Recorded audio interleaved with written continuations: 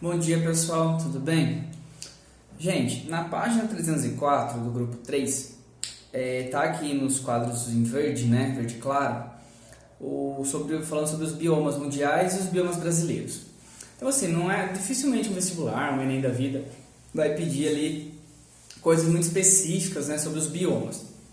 Mas vocês têm que ter uma noção aí quais são os critérios, né, para agrupar ali vários ecossistemas e dar esse nome de bioma. O que tem um bioma de específico, qual é a característica mais marcante dele, né? Qual região que ele abrange. Então a gente tem que ter pelo menos essa noção aí da distribuição da vida no nosso planeta, né? Na biosfera. Tá? Então, ó, primeiro são os biomas mundiais. Então a gente tem 6: tundra, taiga, floresta temperada, floresta tropical, os campos, né? Ou pradarias, que seja o nome, e desertos, tá? Então são 6 biomas mundiais. O primeiro, tundra. O que vocês têm que saber da tundra? Tundra é aquele bioma mais ali que fica nos extremos, né? Fica nas regiões polares do planeta. Então na tundra vai ter ali um inverno muito rigoroso. A maior parte do ano vai estar tudo congelado, né? Vai ter neve. Então, pessoal, você tem que entender o quê? Na tundra, como a maior parte do ano é muito frio, o verão na tundra é muito curto, tá? Dura ali poucos meses, 2 meses ali, que dá tempo ali das plantas nascerem, se reproduzirem, né? Então o ciclo de vida ali das plantas, que geralmente são gramíneas, é muito curto, tá? Então elas têm que desenvolver ali quando começa o verão, já se reproduzir, né? Servir de alimento ali para alguns animais, enfim, tem que ser uma coisa tudo muito rápido. Na tundra tem aquele termo que vocês veem em geografia também, que é o permafrost, que é uma parte do solo, né, tipo ali abaixo do solo, uma camada congelada permanentemente, que mesmo no verão não descongela, tá bom? Então na tundra eu não consigo ter, por exemplo, árvores, né, plantas de porte grande, beleza? Então é um ambiente ali bem extremo. A taiga é logo abaixo da tundra, né? A taiga ela é chamada também de floresta de coníferas. Pessoal, por que os pinheiros eles têm uma vantagem se eles conseguem sobreviver no ambiente frio? Então vamos lá, várias características. A primeira de todas, eles têm folhas aciculadas, são folhas em forma de espinho, assim, né, bem pontudas, né, aciculadas. Essas folhas, elas permitem uma menor perda de água, né, por transpiração, e elas também permitem que não acumule neve nas folhas, nas árvores. Então tem um acúmulo menor de neve, porque já que a folha é aciculada, é pontuda, a neve ele não acaba acumulando. Nessa floresta de coníferas, né, que é a taiga, ela também tem um inverno rigoroso, tal, com neve, né, geadas, etc. Porém, ela já tem um verão com mais tempo, tá? O clima da taiga é um pouco mais ameno que o clima da tundra, um pouco menos extremo, digamos. Tem um período de verão ali um pouco maior, beleza? Aí depois tem a floresta temperada. Floresta temperada, gente, que atinge lá, tem nos Estados Unidos, na Europa, na China. Pessoal, a floresta temperada, ela tem algumas características bem assim marcantes dela. Primeiro, ela tem estações do ano bem definidas, tá bom? Então ela tem lá as estações bem certinhas, um período chuvoso, um período mais seco, tá? Um período um pouco mais de frio, um período, né, mais de calor, um período onde perde as folhas. Então ela tem essas 4 estações exatamente assim, bem definidas, certo?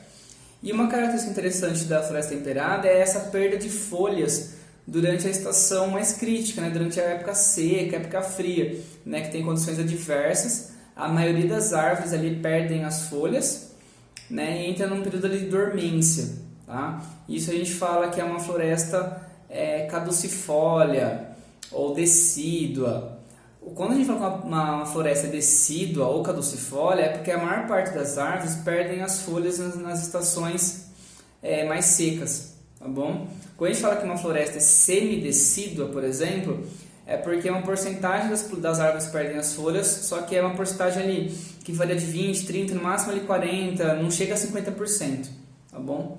Então quando a gente fala que uma planta é decídua ou caducifólia, é porque ela perde as folhas nas condições adversas, tá? Uma defesa aí, né, da planta, porque é por meio da folha que ela acaba perdendo água, tal. Imagina começar a ficar perdendo água na estação seca, né? Não dá. Aí depois Então eu falei sobre tundra, taiga, floresta temperada e tem a floresta tropical. Bom, floresta tropical, né, fica entre os trópicos, obviamente. E aqui no Brasil a gente tem como exemplo a Mata Atlântica, a floresta amazônica, né? A floresta tropical, a principal característica dela é o alto índice de pluviosidade, tá? Então ali é uma floresta que recebe ali, tem uma pluviosidade, né, um índice de chuvas ali muito elevado. Então na floresta tropical você consegue encontrar epífitas. Porque, pessoal, as epífitas, né, como as bromélias, as orquídeas, elas precisam de um ambiente úmido. Elas absorvem a umidade atmosférica, né, pelas folhas, né, pelas raízes aéreas. Então, nessa floresta tropical, né, que a gente fala floresta tropical pluvial, ela tem esse grande índice de chuvas, né? Então ela controla muito ali o clima da região por meio da evapotranspiração. Por exemplo, a floresta amazônica, né, vocês já estão cansados de saber que a principal função dela, né, em relação assim, para os humanos, vamos pensar assim, né, para a gente aqui, para o nosso ambiente aqui, seria a regulação do clima. E não produzir oxigênio, não é bem assim, porque boa parte do oxigênio que ela produz, ela mesma consome. Né? Os seres heterótrofos mesmos dela já consomem boa parte. As próprias árvores já consomem também por meio da respiração, porque é uma floresta já mais formada. Né? Não são muitas plantas, árvores em crescimento, certo? Então a principal função é a relação do clima. Se faz conta que a Amazônia é destruída inteira, não existe mais a Amazônia, tiramos toda a Amazônia. A nossa região aqui, sudeste, o centro-oeste, aqui vira um deserto, tá primeiro que lá, ok? Então a principal função dessas florestas, é lógico, biodiversidade e tal, abrigar os seres vivos, né? Mas tem muita função em relação ao clima, tá? O regime de chuvas. Aí depois vem os campos. Pessoal, campos ou pradarias são aqueles ambientes onde tem vegetação predominantemente herbácea. Tá? Por exemplo, aqui no Brasil a gente tem um exemplo clássico que é os pampas gaúchos, né? Esses campos, eles têm essa vegetação mais herbácea, não que não possa ter um arbusto, uma árvore, tá? Mas é uma quantidade de predomínio aí de gramíneas mesmo, tá? Esse bioma, ele é um bioma que também não tem muita pluviosidade, tá? Tem um regime de chuvas, né, no ambiente seco, totalmente seco, mas ele tem uma pluviosidade ali mais ou menos baixa, tá bom? Outra característica desse bioma é que ele está sendo destruído por causa da pastagem, né? Já que é um ambiente de gramíneas, é muito mais fácil você colocar pastagem, né? Criar gado num ambiente desse do que numa floresta amazônica, né? Você tem que derrubar todas as árvores ali. Então, esse bioma está sendo muito devastado por pastagem, tá? Por isso, go vega, não tô brincando, não precisa ser vegano não, tá? Mas assim, eu acho que as pessoas precisam repensar o consumo de carne, não no sentido de serem veganos, tá? Mas, sei lá, diminuir pelo menos um pouco, né? Substituir alguma coisa. Não tô falando pra deixar de comer carne. Só que, gente, o ideal de comer de carne, se fosse um bife, um filé ali, tá? Sei lá, pode ser alcatra, filé mignon, enfim que seja. Um bife ali. O certo é você comer tipo uns 3 bifes ali, 4 no máximo em uma semana. Geralmente, o pessoal brasileiro está acostumado a comer isso no almoço, tipo numa refeição, né? Tipo 3 bifes ali todo dia. Então é muita carne, né? Além da carne para exportação, né? Carne para gente, né? Para o nosso consumo. Então a gente só deveria repensar esse consumo de diminuir um pouco, né? Por exemplo, o frango também, lógico, o frango também causa impacto, precisa de espaço, mas não tem comparação o espaço que precisa para criar um frango do que para criar uma vaca, um boi, né? Esses animais aí, os bovinos, precisam de muito espaço, tá, gente? Muita pastagem. E, enfim, né, acaba aí prejudicando o meio ambiente pelo excesso, tá bom?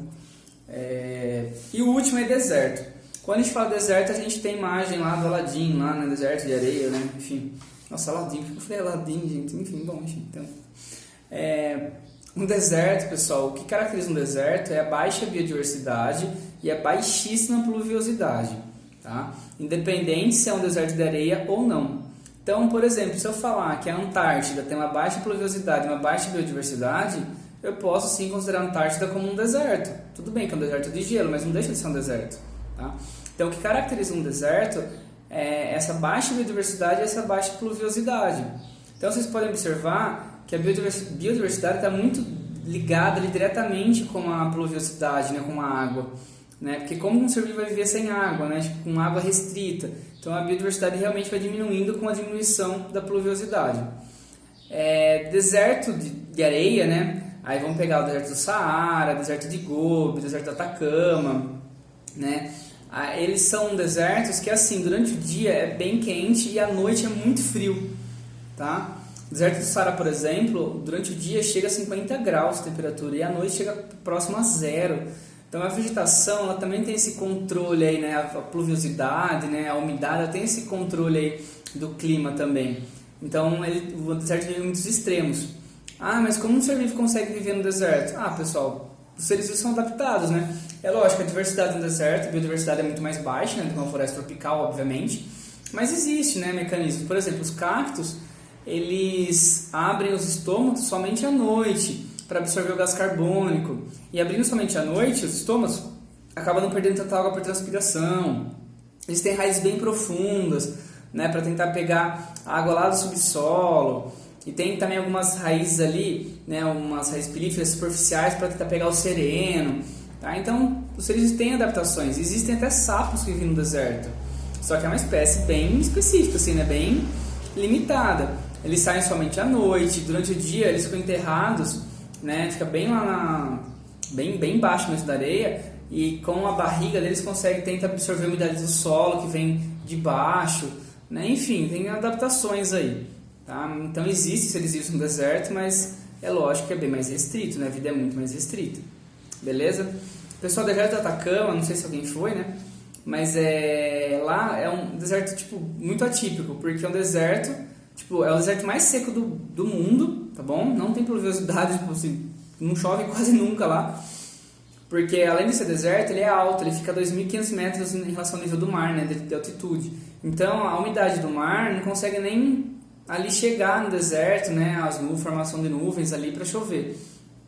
E mesmo assim você vê vários lagos ao longo desse deserto. Na verdade são fontes termais, tá? Porque é uma área de muito vulcanismo, é afloramento ali de aquífero, lençol freático, e também tem algumas lagoas formadas por derretimento de neve, né, de geleiras, porque ali tem a Cordilheira dos Andes. E na parte que a neve não é permanente, né, o gelo não é permanente, ele derrete, né?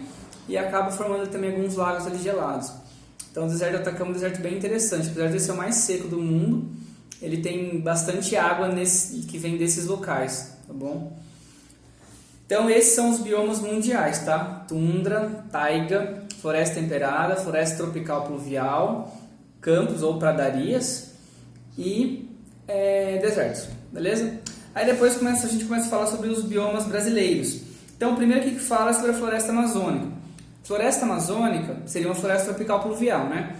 O que vocês têm que saber interessante dela? O solo da Amazônia é pobre em nutriente. Nossa, como assim o solo da Amazônia é pobre em nutriente? Porque na verdade, se você tirar aquelas árvores de lá, o solo dela, na verdade, cresce muitas plantas ali, porque a própria floresta, com as folhas que caem, as fezes dos animais, os frutos que caem, tudo aquilo é adubo. Se você tirar aquilo, acabou. O solo dela não é um solo rico, tá? Diferente, por exemplo, da caatinga, que tem um solo super com bastante nutrientes, está super nutritivo. O problema da caatinga, no caso, é a seca mesmo, a falta de água. Na Amazônia, eles têm um solo pobre. O que dá sustento ali para as árvores, nutrientes, é a própria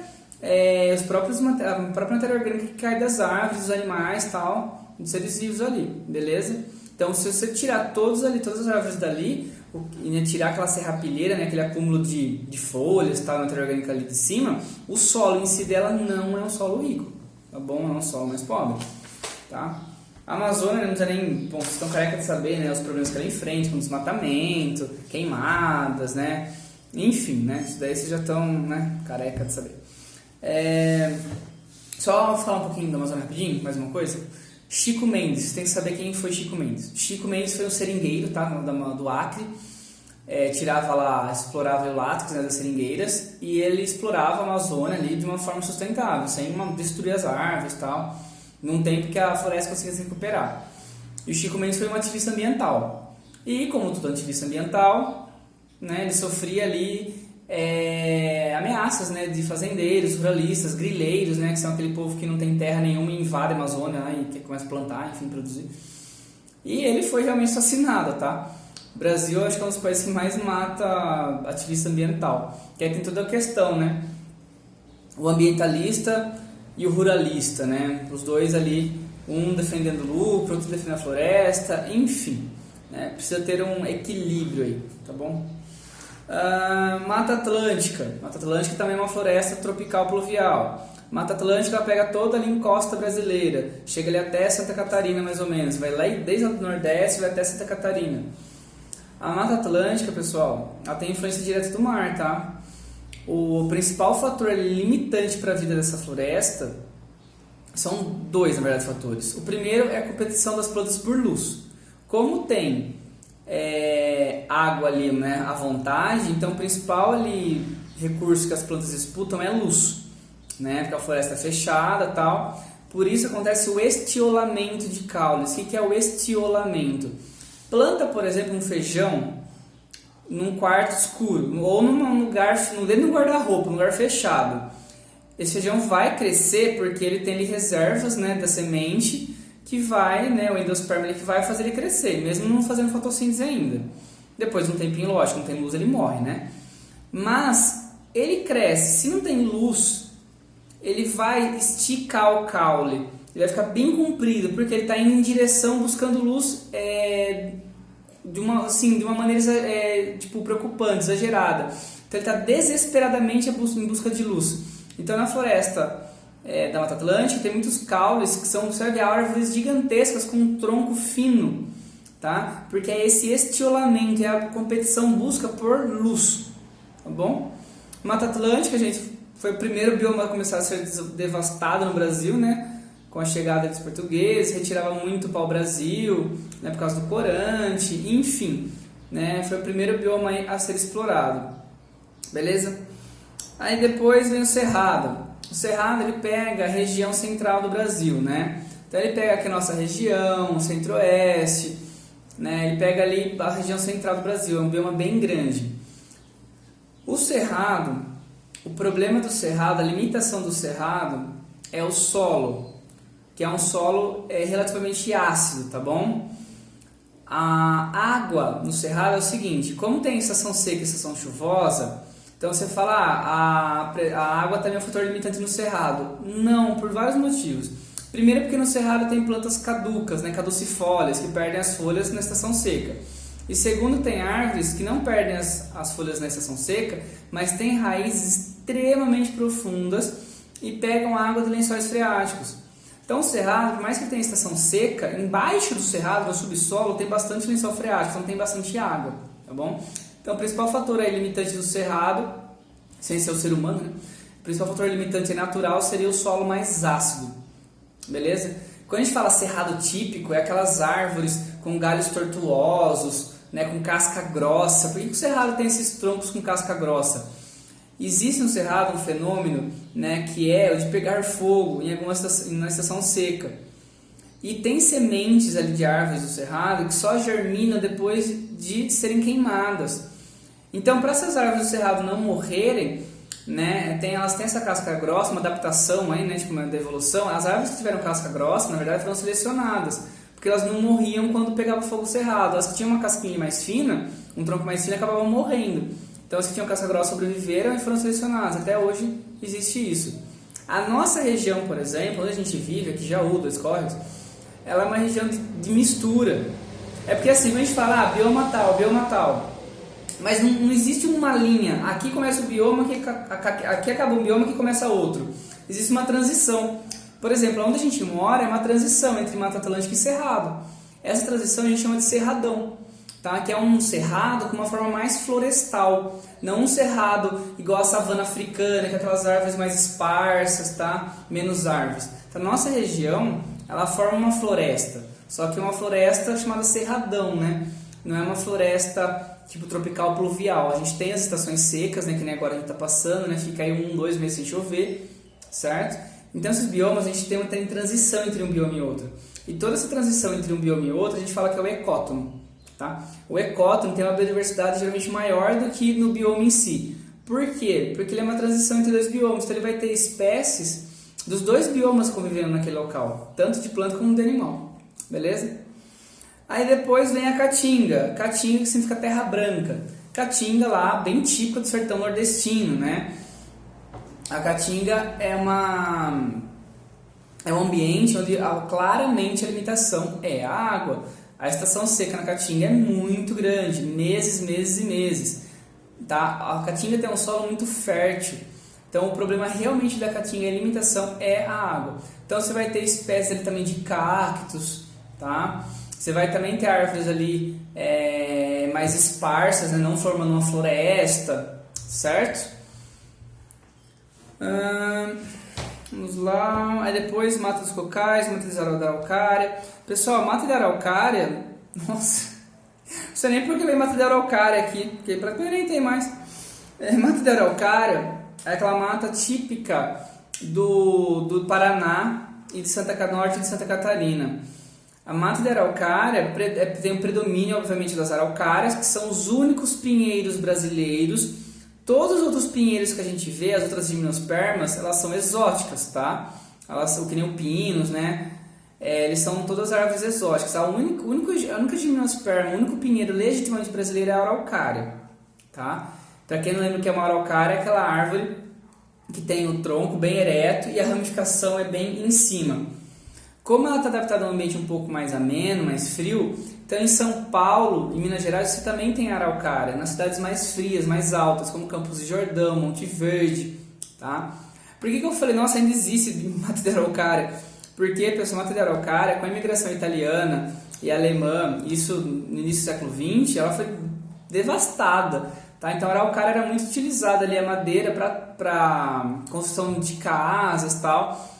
E desmatou também para ter, né, para eles não morarem da floresta, né, para construção de cidades, enfim, etc.